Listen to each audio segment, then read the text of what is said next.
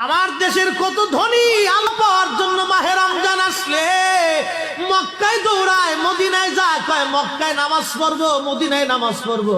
এক রাকাত নামাজে 1,00,000 রাকাতের সওয়াব, এক রাকাত নামাজে 50,000 রাকাতের সওয়াব।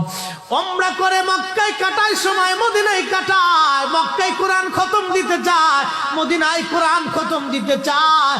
সওয়াব মাহে রমজানে অগণিত সওয়াবের আশায় ব্যক্তিগুলি আল্লাহর ঘরে হাজিরা দেয়, কিন্তু বাড়ির পাশে গ্রামের কত গরিব মানুষ টাকার অভাবে বাবা ভালো ইফতার করতে পারে না, টাকার অভাবে কত মা ভালো সেহরি করে রোজা রাখতে পারে না।